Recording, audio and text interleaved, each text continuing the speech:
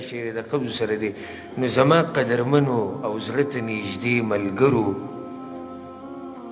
په دې موبایل استعمالولو کې او د نټ په استعمالولو کې ډېر احتیاط کوئ په ورځ بیا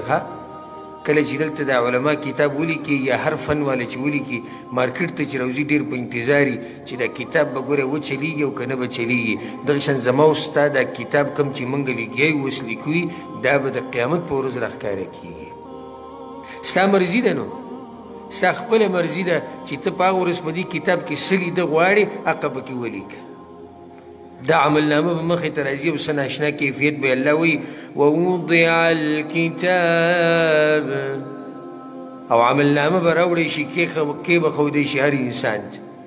فترى المجرمين مشفقين مما فيه نو وی بنې ته مجرمان چې یریږي به د هغه څه نه چې په دې عملنامه کې دي ولې به یریږي ځکه چې هلته دوی پټ څه کارونه کړي وو هغه راښکاره شوي دي او د قیامت ورځ خو دا ده یوم تبلی السرائر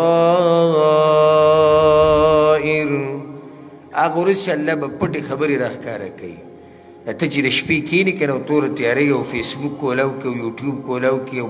بل شی کولاو کې او دا ګن بلایي نه ستا څه خیال دی چې دا خبرې لاړې ختمې شوې څه کراما کاتبین یعلمون ما تفعلون دا هر څه نوټ کوي دا هر څه لیکي او د هغې به تا نه بیا تپوس کوي زره زره عمل دا به الله راښکاره کوي ولې دا به نه راځي فمن يعمل مثقال ذرة خيرا يره ومن يعمل مثقال ذرة شرا يره زری برابر نیکی چې دی وکړه الله وایي دا به مو وینې په آخرت کې او د زری برابر بدي چې دی وکړه دا م الله وایي په آخرت کې به یې وینې ونضع الموازين القسط ليوم القيامة الله وایي د قیامت دپاره به موږ تلې ولګوو عدل او انصاف والا تلې به ولګوو فلا تظلم نفس شیئا د هېچ چا سره به ظلم نه کېږي وإن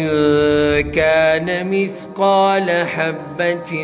من خردل أتينا بها وكفى بنا حاسبين د شړشمو د دانې امر عمل چې دی کړی الله وایي دا به په عملنامه کې پروت وي شړشمو د دانې امر عمل نو ولې ستا دا عمل به پکې نه دا چېرته چې بېدرېغه استعمال کوې د سوشل میډیا دروغ پکې نشر کوې تصویران پکې نشر کوې سندرې پکې نشر کوې د دین سره پکې دشمني کوې د دې به تپوس نه کېږي څه د دې یوې خبرې به تپوس کېږي دا سوچ مه کوه چې الله معنی نه الله دي هغه رب دی چې هر ټیم دیني او هر ټیم ستا خبره اوري د منافقانو حال الله په قرآن کې بیان کړی دی يستخفون من الناس ولا يستخفون من الله وهو معهم إذ يبيتون ما لا يرضى من القول الله يريږي د خلکونه پټیږي د خلکونه او نه یریږي د هغه رب نه چې هغه د دوی سره دی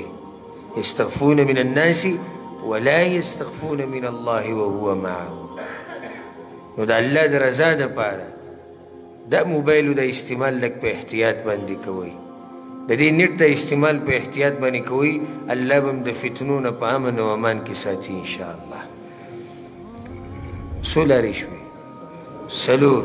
پنځمه به اخرنی ذکر کوم او ما بیان کې څه اوږد کړو ګنټې نه مې واړو داسې نه شیخ توحیدي راته بیا غوسه شي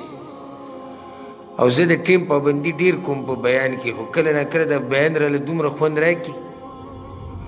زه یم چې ناست وی بیان مې کوله خو تاسو به رانه هم تنګ شوي یئ بس دا به اخرنۍ خبره ذکر کړو اخرنۍ خبره مختصر ده واضحه ده دعاګانې ډېرې غواړي پیغمبر صلی الله علیه وسلم به په سجده کې په عامو دعاګانو کې اللهم انی اعوذ بک من عذاب القبر